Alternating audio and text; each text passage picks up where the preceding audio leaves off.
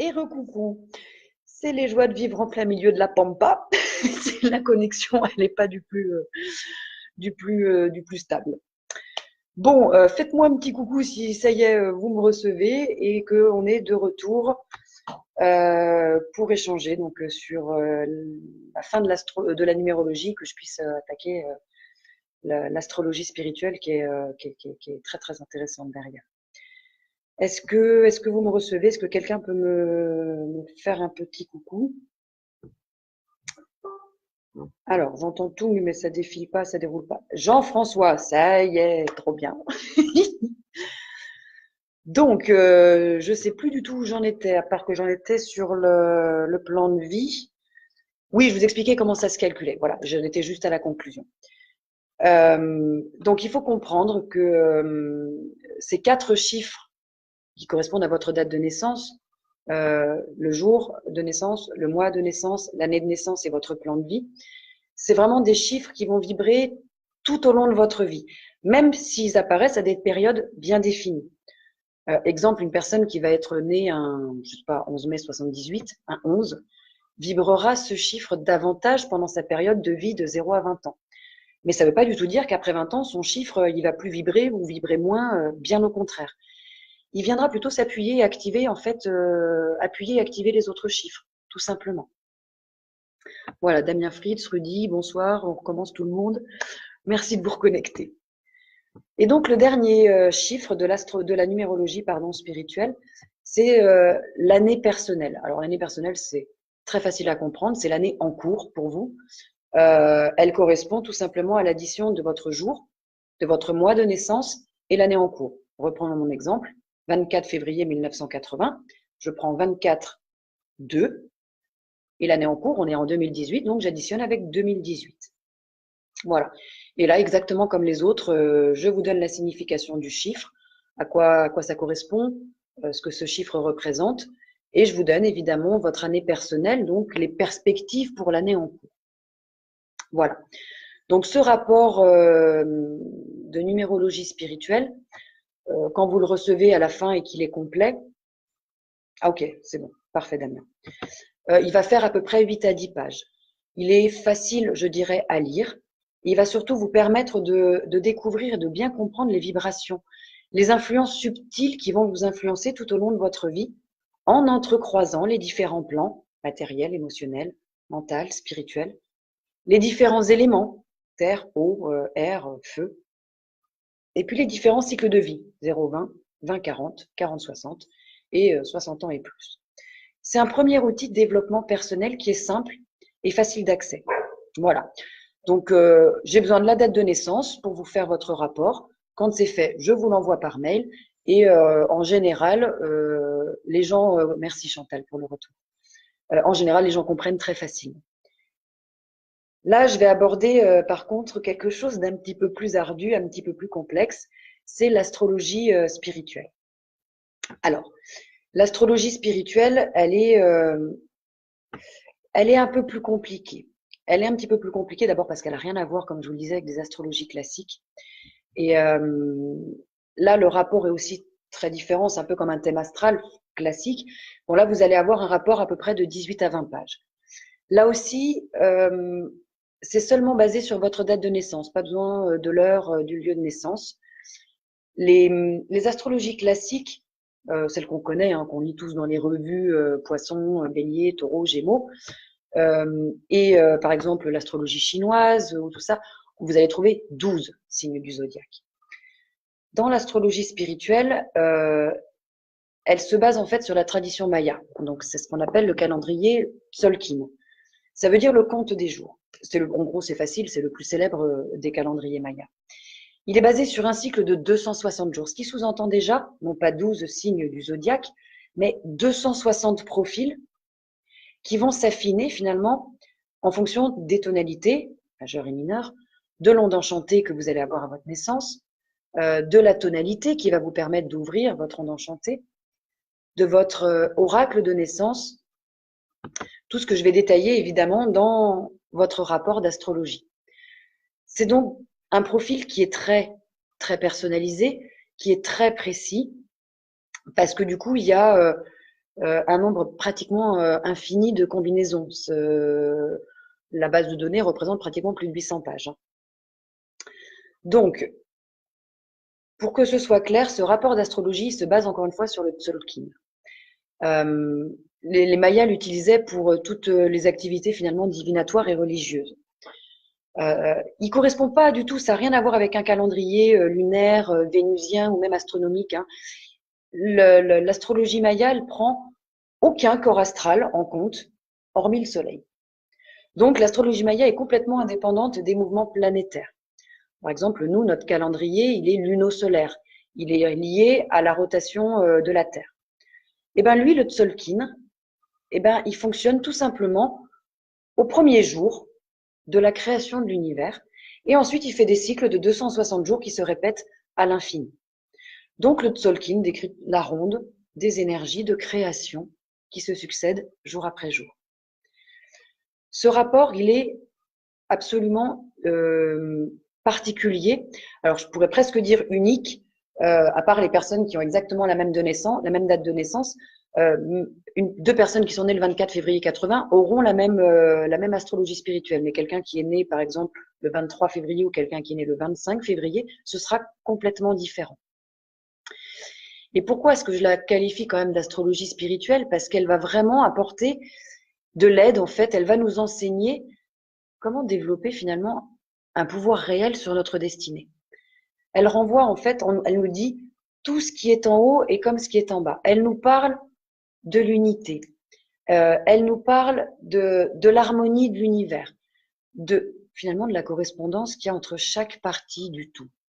Alors attention, hein, elle impose pas notre destin. Elle permet simplement de mieux découvrir la personne qu'on est vraiment. Il y a beaucoup de gens qui sont quand même en recherche de pourquoi je suis incarnée, qu'est-ce que je fais là, pourquoi ça bloque, comment faire pour qu'à un moment je puisse me réaliser. Cette astrologie-là va vraiment répondre à toutes ces questions. Ce rapport d'astrologie va vous indiquer finalement plusieurs, non seulement potentiels, mais possibilités. Encore une fois, ce qui est important à retenir, c'est que même, on va dire, si vous avez un déroulé avec l'astrologie spirituelle, attention, on jouit quand même tous du libre arbitre. On a toujours la possibilité de faire des choix pour changer notre avenir. Donc, il n'y a absolument rien de figé. Alors, on va essayer de rentrer dans le vif du sujet et là aussi de faire simple parce que vraiment, cette astrologie, elle est différente. Moi, je la propose pas à tout le monde. Il faut avoir un petit peu cheminé, non seulement dans sa spiritualité, mais avoir quand même quelques bases aussi bien de guidance que d'énergétique, de chakra, de choses comme ça. Et c'est un rapport qui est plus compliqué à aborder parce que là, à l'inverse de la numérologie, en fait, on vous demande un petit peu de travailler. Pas violemment, mais c'est vrai que je conseille aux gens, moi, de l'imprimer, de le lire, de le relire, de le stabiloter, de se pencher vraiment sur certains points parce que c'est vraiment des aides, des clés qui vont vraiment vous permettre d'avancer. Alors, première chose qu'on va trouver dans l'astrologie spirituelle, ce sont les tonalités. Les tonalités. Ah, coupé, Sophie a commenté ma vidéo. Très bien, merci. Les tonalités, déjà on va dire simple, il y en a deux, il y a la majeure et la mineure. Chez les Mayas, les tonalités, elles sont considérées comme étant des énergies de nature féminine. Les énergies de nature féminine, ils les considèrent comme actives. Parce que chez les Mayas, le principe féminin, il est actif et le principe masculin est passif. Alors, comme ces énergies sont actives, les tonalités, elles vont vraiment être en rapport avec l'incarnation, avec la partie incarnée de notre âme, la facette tout simplement qu'on montre au monde. Et donc, on va travailler sur deux tonalités. La tonalité mineure, ça représente notre vie terrestre, ça représente notre incarnation. Cette tonalité, elle est là pour nous rappeler vraiment tout ce qui est mineur, ce qui n'est pas important lors de notre passage éclair, en fait, sur Terre, dans notre incarnation. La tonalité mineure, elle va donner des indices sur la manière dont mon corps interagit avec le monde. Donc, quand vous lirez la tonalité mineure, elle est importante à prendre en considération. La tonalité majeure, elle va correspondre plutôt aux énergies influentes subtiles qui vont interagir avec notre vie terrestre. Qu'est-ce que c'est que les énergies influentes subtiles? Je veux dire, c'est un petit peu la manière dont notre âme, finalement, va interagir avec mon corps. Donc cette tonalité majeure, elle va beaucoup plus correspondre à de l'immatériel, à de l'intangible, à du subtil, mon âme, qui va forcément, au moment, travailler et être en connexion avec ce corps qui est incarné dans une vie terrestre. Donc c'est pour ça qu'il est intéressant de réfléchir sur ces deux tonalités et de les imbriquer l'une dans l'autre. L'une ne va pas sans l'autre. C'est vraiment quelque chose d'important. Et ces tonalités, majeures et mineures, eh bien vraiment, c'est des clés pour ouvrir la porte à votre création, à votre co-création, puisqu'on n'est jamais tout seul encore. Ces tonalités, elles vont informer sur le sens profond de notre existence, sur nos aptitudes, sur notre interaction avec le monde. Et pour chacune des tonalités, vous verrez qu'il y a des questions existentielles. Ces questions existentielles, moi je conseille aux gens vraiment de se poser, de les analyser, de méditer un petit peu dessus, de les intégrer encore une fois l'une à l'autre et surtout finalement dans notre incarnation. Parce que c'est comme ça que vous allez, pour certains peut-être apprendre, pour d'autres comprendre tout simplement ce que vous êtes venu faire et être ici, dans cette vie. Je vais vous donner des exemples de questions existentielles ou de choses à méditer selon les tonalités. Par exemple, pour la tonalité 5, la tonalité harmonique, c'est en gros comment décider le meilleur pour moi-même. Comment prendre les commandes de ma vie. Où est-ce qu'ils sont mes pouvoirs? Pour la tonalité solaire, la tonalité 9, eh ben, ça va être plutôt comment réaliser ma vision, c'est quoi mes intentions, comment atteindre mon but. Donc, penchez-vous un petit peu sur les questions existentielles. Bonsoir Ludovic. Ensuite, le deuxième élément que je vais traiter dans le rapport d'astrologie, c'est votre onde enchantée de naissance. L'onde enchantée de naissance, elle va déjà offrir des pistes et des informations pour nous aider à manifester notre essence. Encore une fois, quand je parle de notre essence, ça revient encore à notre âme, ça revient à notre être réel. C'est le nom d'une onde, cette onde enchantée, qui correspond à votre objectif de la vibration qu'on vous demande, que votre âme a choisi d'intégrer. Donc, l'onde enchantée de naissance, c'est vraiment les vibrations de l'action. Elle va vous donner les buts, les défis, les actions, les services que vous êtes venu réaliser. Alors, on fonctionne tous pareil. Vous allez vite voir que les doutes, les mécanismes inhibiteurs inconscients, soyons clairs, nous empêchent de voir ce que la vie n'arrête pas de nous mettre sous les yeux, à savoir on est aimé et on est aimable. Et en fait, ce sont nos mémoires, ce sont nos peurs qui troublent notre regard, notre perception. Sauf que quand on écoute les désirs de notre âme et qu'on les suit, à ce moment-là, on se libère de toutes ces mémoires de limitation ou même peut-être même d'expansion de votre être multidimensionnel, votre être réel, votre être spirituel. Donc, avec cette onde enchantée de naissance, on vous donne les moyens de vous reconnecter à votre propre guidance, à votre propre mission d'incarnation. Voilà. Là aussi, je continue à vous donner un exemple, mais je mettrai un petit truc à la fin. Par exemple, mon onde enchantée de naissance, moi, c'est la nuit bleue. En maya, c'est l'Akbal. Voilà. Et donc, je détaille un petit peu, évidemment, dans le rapport, ce que c'est que cette onde enchantée. Et ensuite, je développe aussi une partie sur c'est quoi finalement le but de cette nuit bleue. Ce que je viens donc de vous expliquer. Et pour cette onde enchantée, là aussi, il y a une tonalité d'ouverture qui est spécifique. Donc, des fois, elle correspond à l'une ou l'autre des tonalités majeures ou mineures, mais elle peut être complètement différente. Et comme pour les premières tonalités, ça vaut le coup de se pencher sur de nouveau les questions existentielles, les questions à méditer. Donc là, on a un deuxième pavé un petit peu à disséquer, l'onde enchantée de naissance. Troisième gros point, et c'est pas le plus important, mais là, ça va parler beaucoup plus, c'est le profil. Je vais vous donner votre profil spirituel, évidemment. Et comme je vous l'ai dit au départ, on n'est pas sur une base de 12. on est déjà sur une base de 260 profils. Donc, chaque profil porte ou comporte ou génère une énergie spécifique qui correspond à l'association d'une tonalité et d'un glyphe. Qu'est-ce que c'est un glyphe? Un glyphe, ceux qui ont vu Matrix, ceux qui voient des films, c'est des sortes de schémas, c'est des archétypes. Ce sont juste des petits dessins. Voilà. Donc, ils viennent du calendrier Maya, c'est des petits dessins Maya, tout simplement. Et chaque dessin va être associé à une tonalité. Et ça va donner votre profil. Votre profil, il va correspondre à une information, on peut l'appeler lumière, à une loi cosmique qui permet vraiment de réfléchir sur soi-même. Ce profil, évidemment, il va indiquer qui on est, ce qu'on est venu faire dans cette incarnation, les peurs qu'on a. Il va donner des compréhensions et des pistes de réflexion très sérieuses pour notre propre chemin spirituel. Ce profil, il va indiquer ce qu'on est venu faire, ce qui nous guide.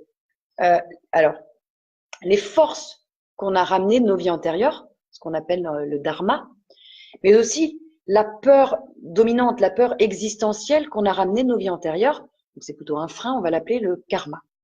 Et ça va vous donner aussi dans votre profil ce que vous êtes venu finalement guérir et travailler.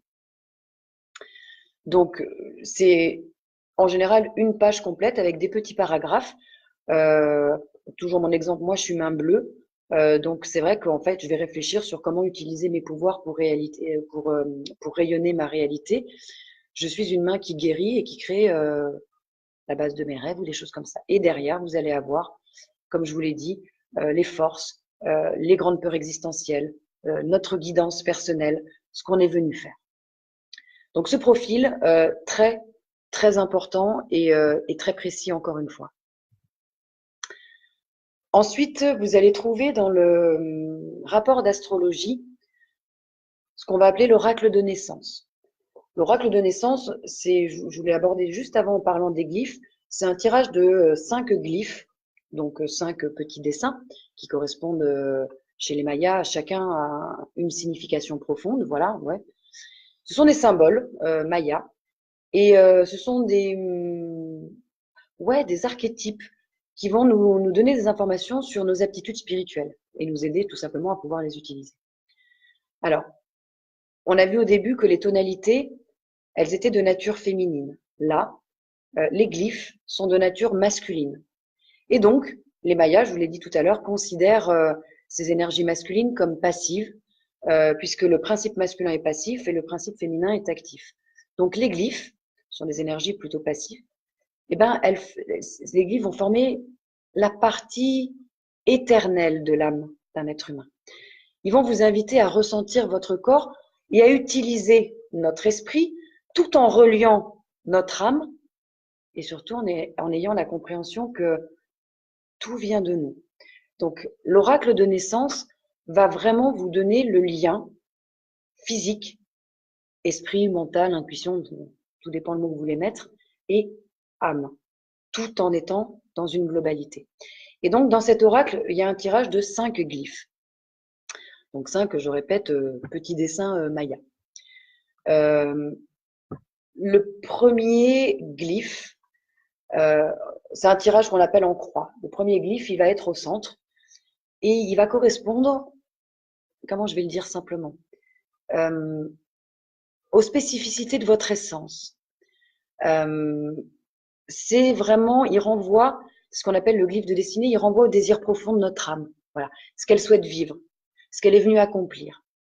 Donc, dès que vous réussissez à vous éveiller à qui vous êtes en réalité, au-delà de nos 5 sens, au-delà de notre corps, et bien là, hop, votre mission de vie apparaît. Et pour certains, vous allez vite voir les synchronicités aussi. Il faut aussi comprendre, comme je vous l'ai dit, que ce tirage en croix, ce glyphe de destinée, il est au centre de ce qu'on appelle de la croix de l'espace et du temps. L'espace, c'est la croix qui va être horizontale.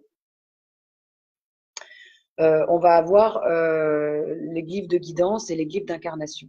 Et puis verticalement, vous allez avoir ce qu'on appelle l'axe du temps, le passé et le futur. Donc, attention, ce glyphe a cette place, ce glyphe de destinée, est hyper important parce que finalement, c'est lui qui vous amène dans votre moment présent et dans votre espace actuel. C'est vraiment qui vous êtes à ce moment-là. Et chaque glyphe de destinée va avoir une sorte de prière. Alors attention, encore une fois, prière, rien à voir avec le côté religieux. C'est un petit rituel, voilà, que je donne dedans pour que vous puissiez, en le répétant, en le travaillant, ben, tout simplement activer vos dons innés. Donc le glyphe de destinée, c'est vraiment les désirs profonds de votre âme. Voilà, qu'est-ce qu'elle veut faire. Ensuite, donc encore une fois, essayez de visualiser le tirage en croix. Le glyphe de destinée est ici.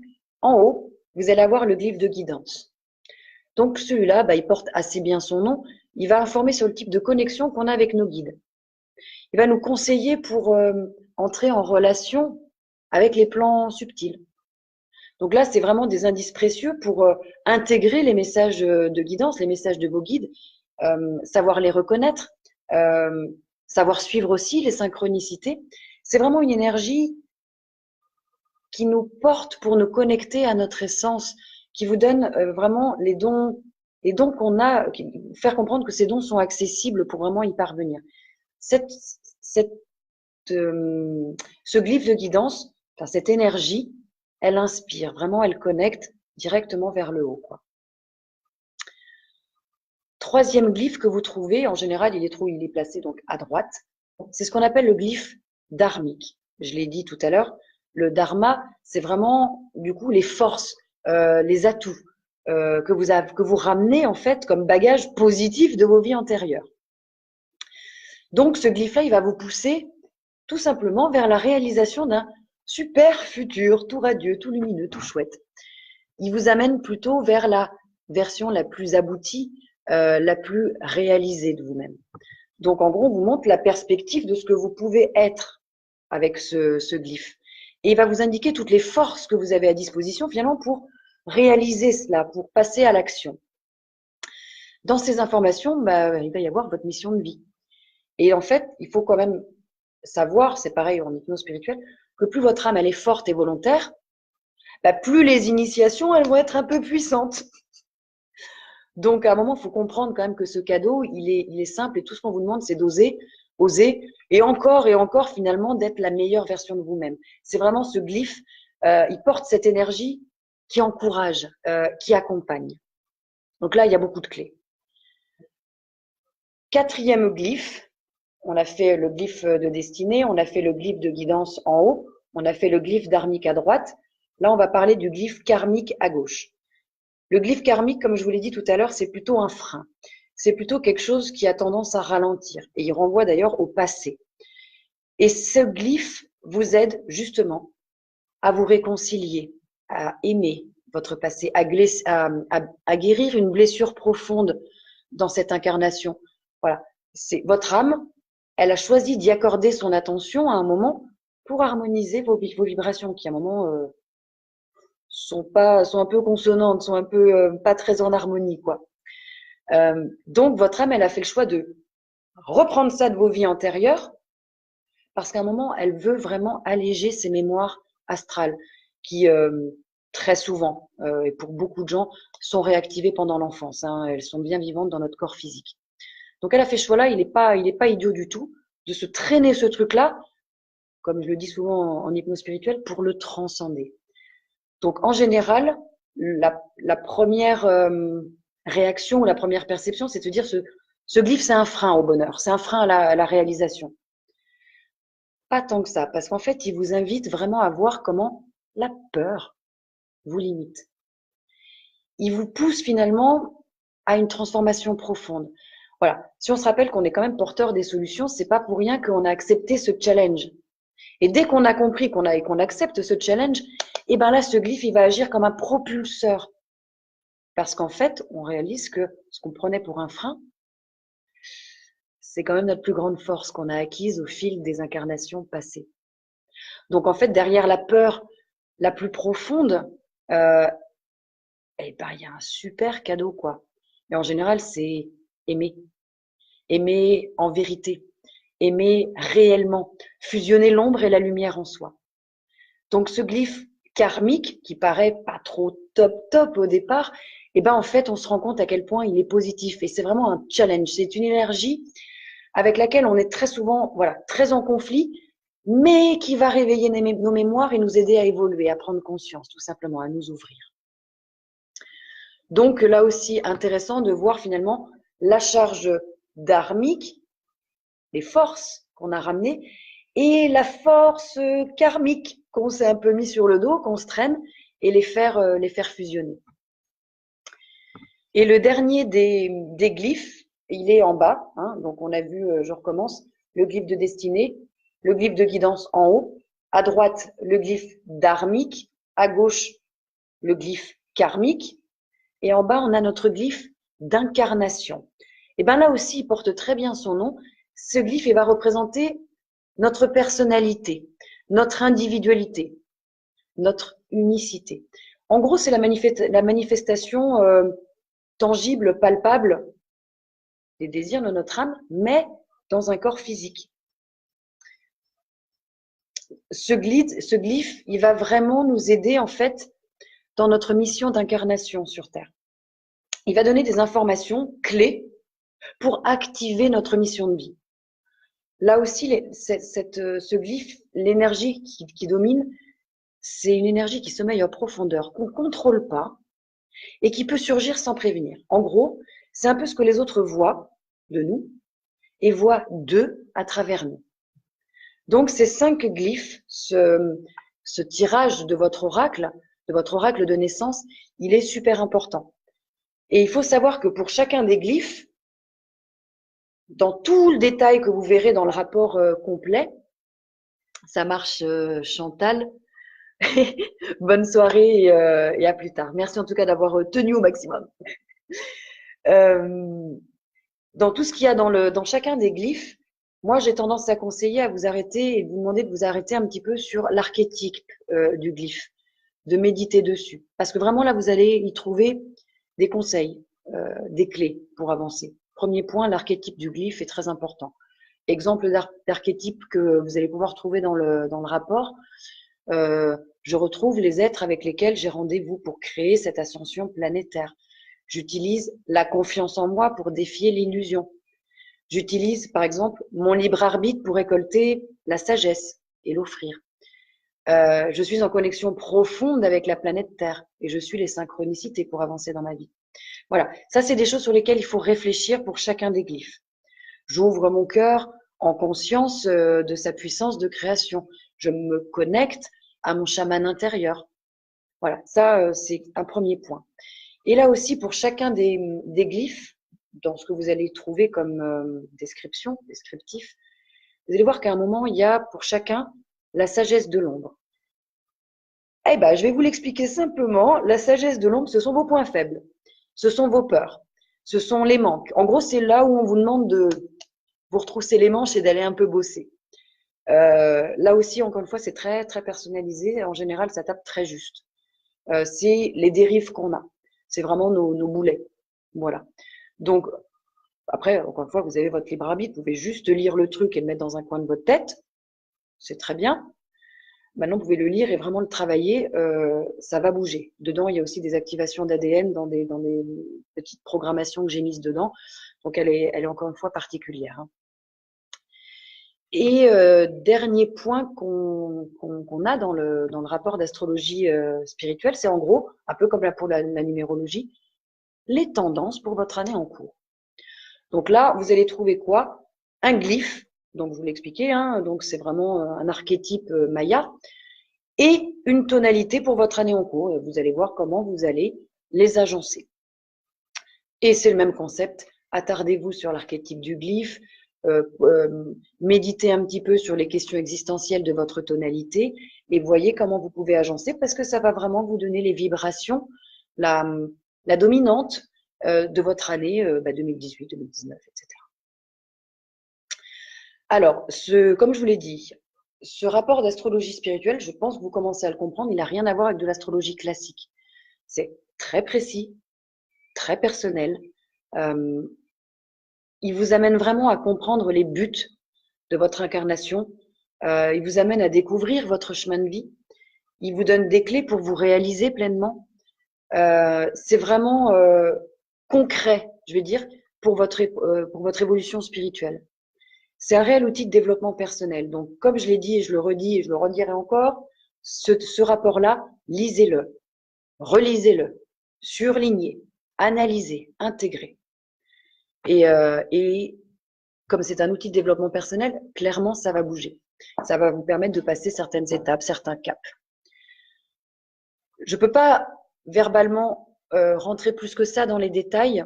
Pas que je veuille pas, mais comme je vous ai dit, ça fait quand même une base de données de plus de 800 pages.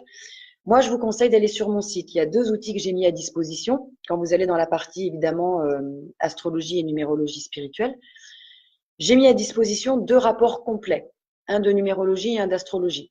Bon, si vous avez suivi mon live, vous aurez compris avec ma date de naissance que c'est le mien, parce que mes clients, ça reste privé, c'est normal. Et l'autre outil que j'ai mis, c'est juste un peu pour vous amuser, parce qu'évidemment, vous n'aurez pas l'interprétation, ce n'était pas possible.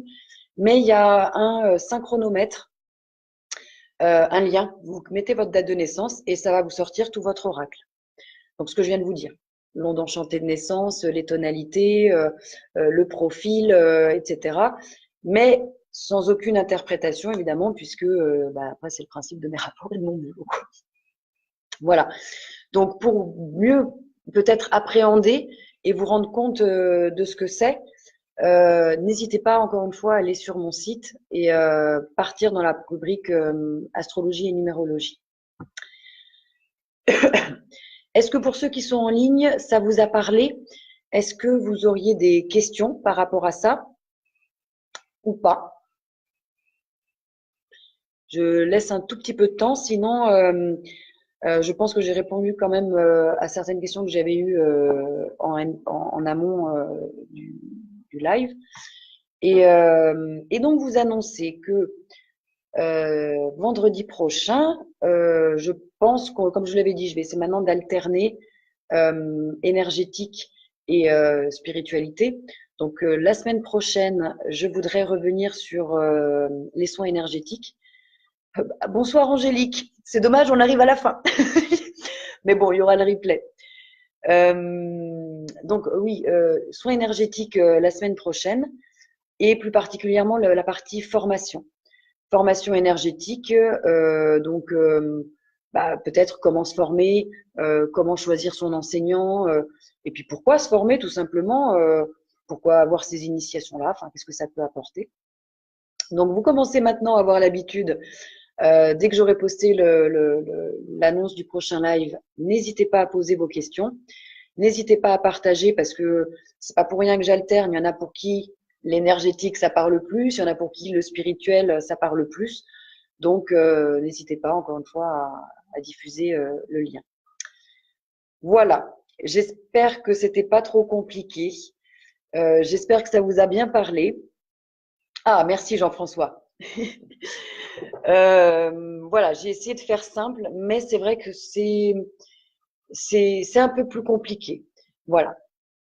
J'espère que ça suscitera aussi des envies. Et puis, je vous souhaite à tous une excellente soirée. S'il y a des questions qui vous viennent, vous pouvez toujours me les mettre sur ma page Facebook. J'y répondrai quand je les trouverai ou en MP, selon ce que vous me demanderez. Et voilà. Voilà pour un nouveau live. Et évidemment, 1 sur 2, hein, ça ne peut pas être autrement. 1 sur 2 qui a merdé, donc celui-ci est coupé en 2. Mais une première partie, une deuxième partie. Après tout, ça fera un tout. C'est bien quand même. Bon, eh ben écoutez, voilà ce que je pouvais vous dire, pardon, sur merci à tous sur l'astrologie et la numérologie spirituelle. Encore une fois, j'espère que ça vous a plu, j'espère que ça vous a parlé. Et je vous souhaite un excellent week-end pour ceux qui ont de la chance au soleil. Et vendredi prochain, thématique sur les formations énergétiques. Rien à merder, c'était écrit. T'as tout compris, Damien Fritza. Voilà, c'est tout à fait ça. Et rendez-vous vendredi prochain, normalement 20h15, donc sur les formations énergétiques. Voilà. Merci du fond du cœur. Portez-vous bien et puis je vous souhaite une excellente semaine et rendez-vous dans 7 jours. Voilà. À très bientôt. Au revoir à tous et merci à vous. Oui, terminé.